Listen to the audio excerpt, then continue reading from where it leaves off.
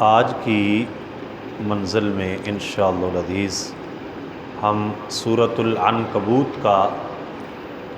جو حصہ رہتا ہے وہ مکمل کریں گے۔ اس کے بعد سورۃ الروم پڑھی جائے گی،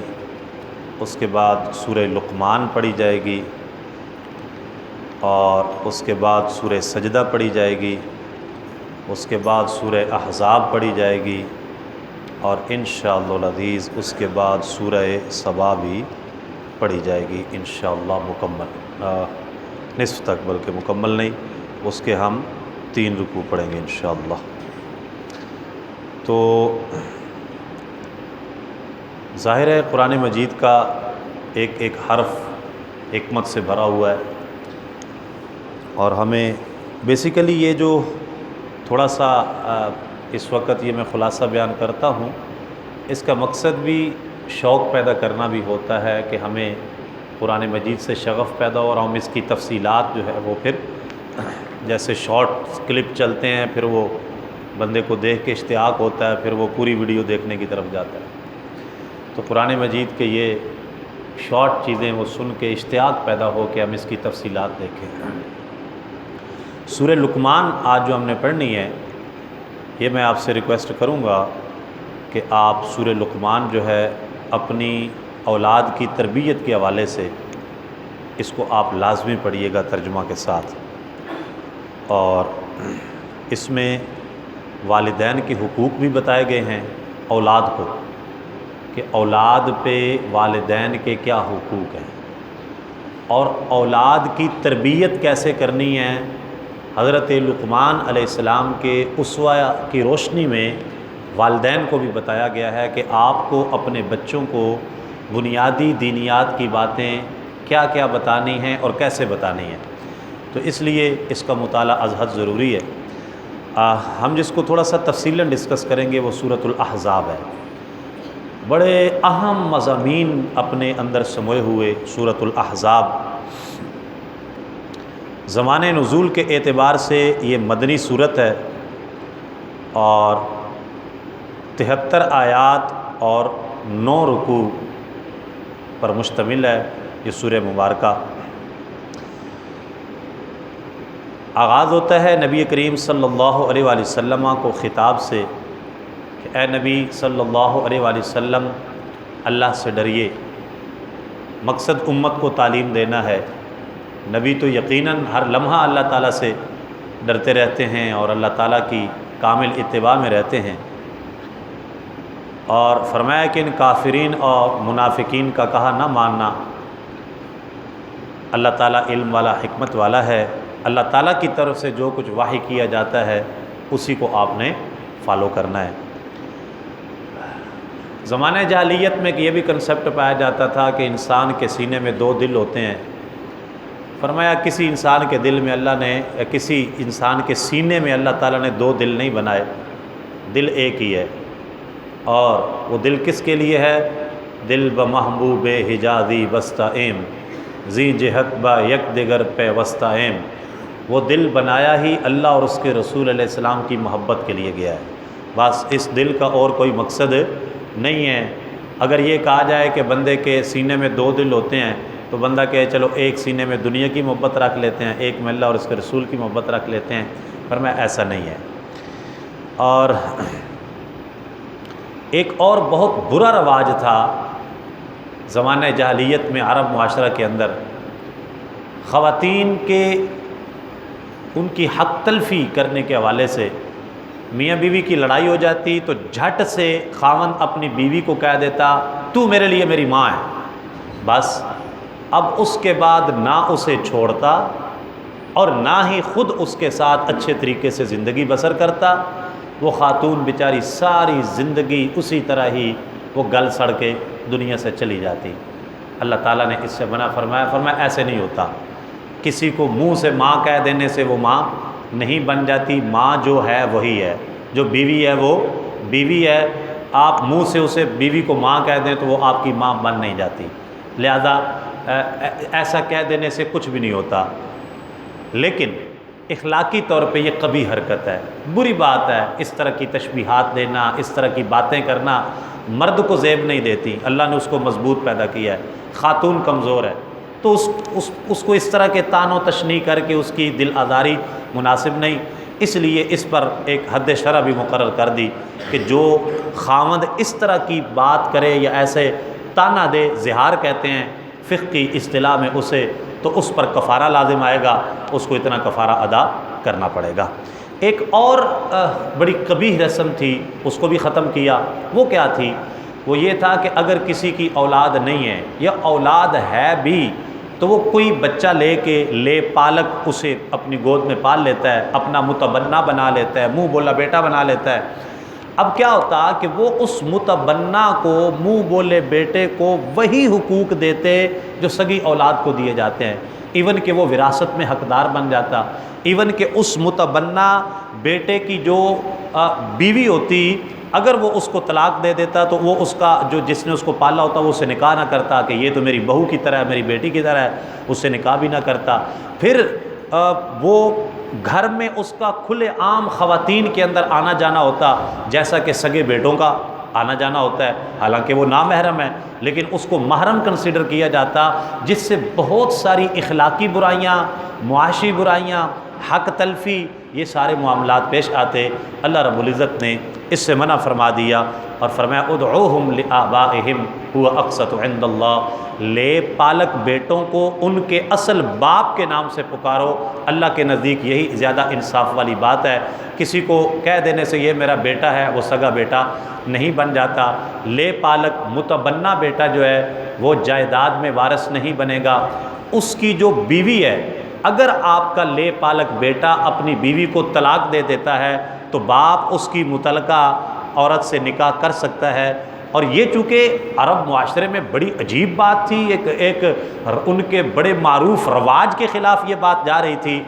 اور اس پر بڑے سٹرونگ ایکشن کی ضرورت تھی، اس لیے صرف لفظی احکامات دینے کے بجائے نبی پاک صلی اللہ علیہ وآلہ وسلم نے خود اپنی ذات اور اپنے گھر سے اس کا آغاز فرمایا۔ حضرت زید بن حارثہ رضی اللہ تعالی عنہ جو نبی پاک علیہ السلام کے منہ بولے بیٹے تھے، ان کی بیوی زینب تھی، انہوں نے طلاق دے دی، ان کی نہ بن سکی۔ نبی پاک علیہ السلام نے حضرت زینب سے خود نکاح فرما کے تا صبح قیامت اس مسئلے کو حل فرما دیا کہ متبنہ بیٹا متبنہ ہی ہوتا ہے، وہ سگا بیٹا نہیں بن سکتا۔ نہ اس کا گھر کے اندر ویسے آنا جانا ہونا چاہیے، نہ اس کے نام کے ساتھ باپ کی جگہ پہ آپ اپنا نام لگا سکتے ہیں، نہ اس کو جائیداد میں شریک کر سکتے ہیں۔ نبی پاک علیہ السلام کا امت پہ کیا حق ہے،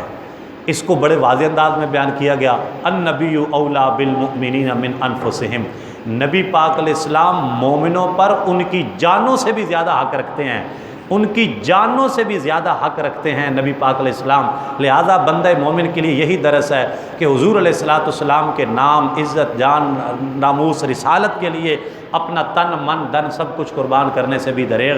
نہ کرے۔ جب تک اپنی ہر چیز سے بڑھ کے نبی پاک علیہ السلام سے محبت نہیں کرے گا، ان کی اتباع نہیں کرے گا، اس کا ایمان مکمل نہیں ہو سکتا۔ ایک اور مسئلہ بڑا واضح انداز میں بتا دیا، اس میں نبی پاک علیہ السلام کی عظمت بھی ہے، شان بھی ہے، سرکار کے گھرانے کی شان بھی ہے۔ فرمایا وَأَزْوَاجُهُ أُمَّهَاتُهُمْ، نبی پاک علیہ السلام کی بیویاں مومنوں کی مائیں ہیں۔ ہم میں سے ہر شخص کائنات میں یہ اصول صرف نبی پاک علیہ السلام کے لیے ہے۔ آج کوئی میں فوت ہو جاؤں، میری بیوی ہے، کسی مرد سے نکاح کر لے، کوئی اس سے نکاح کر لے، اس کو اجازت ہے، لیکن نبی پاک علیہ السلام کی منقوہ خواتین، اگر حضور علیہ السلام دنیا سے پردہ جب فرما گئے ہیں، تا صبح قیامت ان خواتین کے ساتھ کوئی مسلمان مرد نکاح نہیں کر سکتا، اس لیے کہ وہ تمام امت کی مائیں ہیں۔ حلالی اولاد وہی ہوتی ہے جو اپنی ماؤں کی عزت کرتی ہے اور ان کا ادب کرتی ہے اور ان کا احترام کرتی ہے، نہ کہ اپنی ماؤں کے بارے میں اول پھول بولتی ہے۔ جو اپنی ماؤں کے بارے میں غلط باتیں کریں، معاشرہ انہیں اچھی اولاد نہیں سمجھتا۔ یہ مسئلہ واضح کر دیا۔ اس کے بعد اللہ تعالیٰ نے ذکر فرمایا، ایک غزوہ بدر کا ذکر فرمایا کہ جب وہ، اور غزوہ احزاب میں جب اوپر نیچے سے لشکر چڑھ آئے تھے، اس وقت اللہ تعالیٰ نے مسلمانوں کی مدد فرمائی۔ آگے ایک بہت ہی اہم مسئلہ یہاں پر بیان کر دیا، لَقَدْ كَانَ لَكُمْ فِي رَسُولِ اللَّهِ أُسْوَةٌ حَسَنَةٌ، آئیڈیلزم کے حوالے سے۔ کہ امت مسلمہ کو اپنا آئیڈیل کسے بنانا چاہیے، تمہاری ترجیحات کیا ہونی چاہیے، اور آئیڈیل پرسنالٹی کے حوالے سے تمہارا تھنکنگ پوائنٹ کیا ہونا چاہیے۔ تو فرمایا نبی پاک علیہ السلام کی جو شخصیت ہے اور ان کا اسوہ حسنہ ہے وہ تمہارے لیے بہترین ایک آئیڈیل طریقہ ہے، اسی کو تم نے فالو کرنا ہے۔ اور آگے اللہ رب العزت نے ایک قانون بنا دیا، کیونکہ کسی بھی بات کا اور کسی بھی جو نیا قانون ہے اور وہ ایک معاشرے میں مکمل طور پہ اس کا امپلیمنٹ اگر کرنا ہے تو اس کا آغاز اگر وہ قانون بنانے والا اپنی ذات سے نہ کرے تو وہ قانون مؤثر نہیں ہوتا۔ نبی پاک علیہ السلام کی ازواج مطہرات کو حکم دیا گیا کہ اے نبی کریم صلی اللہ علیہ وسلم کی بیویوں، اگر تم دنیا کی زندگی اور اس کی زیب و زینت چاہتی ہو تو نبی پاک علیہ السلام نے فرمایا آؤ میں تمہیں دنیا بھی دے دیتا ہوں، مال و دولت بھی دے دیتا ہوں، سب کچھ دے دیتا ہوں، اور لو اور چلی جاؤ، پھر آخرت میں کوئی حصہ نہیں ہوگا، اور اگر تم آخرت چاہتی ہو تو پھر جو ہے وہ اچھے طریقے سے تمہیں وہ اجر جو ہے وہ دیا جائے گا۔ اور آگے فرمایا کہ اے نبی پاک علیہ السلام کی بیویوں، تم عام عورتوں کی طرح نہیں ہو، ٹھیک ہے، اور وقلنا قولا معروفا، کیا ہے کہ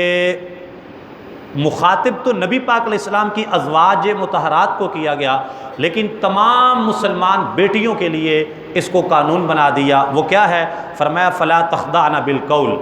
جب بھی کسی غیر محرم مرد سے بات کرنی ہے تو میٹھے لہجے میں لٹک لٹک کے اور اس انداز سے بات نہیں کرنی۔ کیوں؟ اس لیے کہ جب تم میٹھے لہجے میں کسی غیر محرم مرد سے بات کرو گی اس کے دل کے اندر امید پیدا ہو جائے گی اور وہ تم سے تعلقات استوار کرنے کے چکر میں پڑ جائے گا۔ اس لیے لہجے کے اندر ایسی بجلی ہونی چاہیے کہ کوئی بھی اپنے دل کے اندر کسی بھی قسم کا خیال فاسد اور گمان باطل پیدا نہ کر سکے، بڑے واضح انداز میں۔ اور آگے فرمایا گیا اپنے گھروں میں ٹھہری رہو اور اپنی زیب و زینت، اپنی بیوٹی کو زمانہ جاہلیت کی طرح لوگوں کو نہ دکھاتی پھرو، بلکہ اللہ تعالیٰ نے تمہیں جو ہے بڑی ایک مستورہ چیز بنایا ہے، اپنے حسن و جمال کو صرف اپنے شوہر کے لیے ظاہر کرو، باقی جو ہے وہ چھپا کے رکھو۔ وَاذْكُرْنَ مَا يُتْلَىٰ فِي بُيُوتِكُنَّ مِنْ آيَاتِ اللَّهِ وَالْحِكْمَةِ، اپنے گھر بیٹھ کے اللہ کی آیات کی تلاوت کیا کرو، قرآن پاک کثرت سے پڑھا کرو۔ اور آگے فرما دیا کہ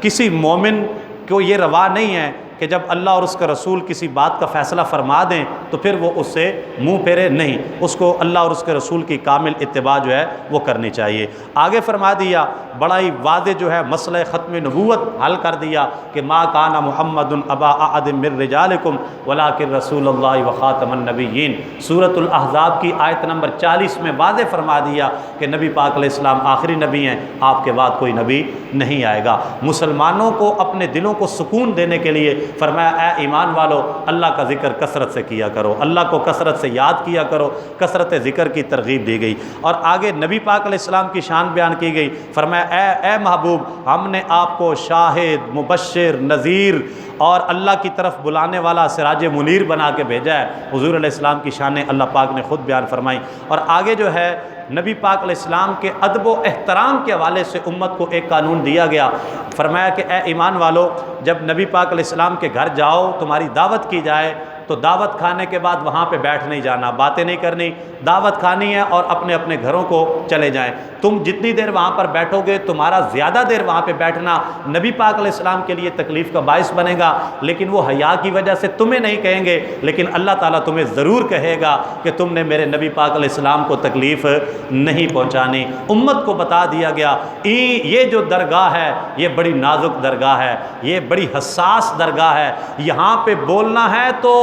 بڑا بڑا بڑا محتاط ہو کے جو ہے نا، یہ عرش سے نازک تر یہ بارگاہ ہے، یہاں پہ بولنا ہے تو میں نے پلکوں سے در یار پہ دستک دی ہے، میں نے پلکوں سے در یار پہ دستک دی ہے، میں وہ سائل ہوں جسے کوئی سوال یاد نہیں۔ یہاں پہ دستک بھی دینی ہو تو پلکوں سے آ کے دینی ہے، دروازے کو ایسے آ کے کھٹکھٹانا بھی نہیں ہے، اس سے بھی میرے نبی پاک علیہ السلام کو تکلیف ہوگی۔ اس کو بڑے واضح انداز میں بیان کیا گیا، ان اللہ و ملائکتہ یصلون علی النبی یا ایھا الذین آمنوا صلوا علیہ وسلموا تسلیما، سورہ احزاب کی آیت نمبر 56 156 کثرت سے نبی پاک علیہ السلام پر درود و سلام بھیجنے کا حکم دے دیا گیا، میرے حبیب پہ کثرت سے درود بھی بھیجا کرو، سلام بھی بھیجا کرو، اور یہ جو ہے اس کی تفصیلات اپنے مقام پر موجود ہیں۔ اور اس کے بعد جو ہے امت مسلمہ کی بیٹیوں کو پہلے تو صرف نبی پاک علیہ السلام کی ازواج مطہرات کو خطاب کیا گیا تھا، اب سب کو الگ الگ، یا اے نبی اپنی ازواج مطہرات سے، اپنی بیٹیوں سے اور تمام مسلمان عورتوں سے فرما دو۔ اب یہ دیکھ لیں تمام مسلمان عورتوں سے خطاب ہے، وہ کیا کریں؟ یدنین علیہن من جلابیبہن، اپنے آپ کو بڑی بڑی چادروں سے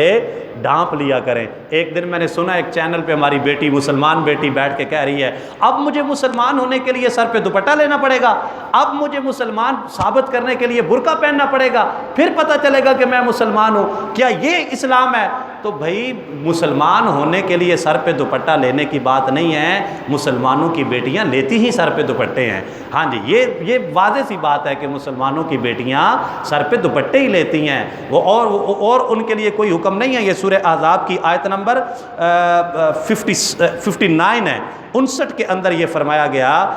کہ وہ اپنے آپ کو بڑی بڑی چادروں سے ڈھانپ لیا کریں تاکہ ان کو کوئی تکلیف نہ پہنچا سکے۔ تو یہ چند ایک جو تھے وہ اس کے پوائنٹ اہم وہ میں نے بیان کر دیے۔ ایک جو ہے وہ بڑا میں آپ کو ریکمینڈ کروں گا، یہ پوری سورہ احزاب جو ہے آپ پیر کرم شاہ صاحب نے تفسیر ضیاء القرآن کے اندر بہت خوبصورت اور عمدہ اس کی تفسیر کی ہے، آپ یہ ساری ضرور پڑھیے گا۔ اور ایک آخری نقطہ، آخری بات ان دوستوں اور بھائیوں کے لیے ایک میسج کے طور پہ، آیت نمبر 72 ہے، 72 آیت ہے سورۃ احزاب کی۔ یہ جو کہتے ہیں نا کہ جی بس قرآن کھولیں اور ترجمہ پڑھنا شروع کر دیں، مولویوں کے پاس جانے کی کیا ضرورت ہے؟ ایک دن وہ کوئی وہ پتہ نہیں عباسی صاحب ہیں اینکر پرسن، وہ کہہ رہے تھے مجھے قرآن پڑھنے کے لیے ان مولویوں کے پاس جانا پڑے گا، مجھے، میں ان مولویوں کا محتاج ہوں دین سیکھنے کے لیے، میں مسلمان ہوں، مجھے اللہ نے مسلمان پیدا کیا، میں خود قرآن پڑھوں گا، خود حدیث پڑھوں گا۔ تو خود قرآن پڑھیں، خود حدیث پڑھیں، اور یہ انا عرضنا الامانۃ علی السماوات والارض والجبال فابین ان یحملنها واشفقن منها، ٹھیک ہے، وحملها الانسان انه كان ظلوما جهولا، اس کی تفسیر کر کے مجھے بتا دیں، پھر آپ خود پڑھ لیں، آپ کے پلے ککھ بھی نہیں رہے گا اگر آپ خود پڑھنے کی اس کو سمجھنے کی کوشش کریں گے کہ ہم نے امانت جو ہے وہ آسمانوں پہ پیش کی اور پہاڑوں پہ پیش کی اور زمینوں پہ پیش کی، انہوں نے اس کو اٹھانے سے انکار کر دیا اور انسان نے اس کو قبول کر لیا، بے شک انسان ظالم اور جاہل تھا۔ ظلوم اور جہول کا لفظ ہے تو آپ یہی ترجمہ کریں گے انسان ظالم اور جاہل تھا۔ الانسان معرفہ ہے، نکرہ بھی نہیں ہے کہ ہر انسان مراد لے لیں، کوئی خاص انسان مراد ہے، الف لام انسان پر داخل ہے۔ وہ خاص انسان کون تھا؟ جناب آدم تھے یا جناب خاتم النبیین تھے، یا قرآن کس پر اترا، یہ امانت کون سی امانت ہے، یہ امانت کس کو دی گئی، کس کی، اور ظالم اور جاہل کون تھا، اس کو سمجھنے کے لیے پھر علامہ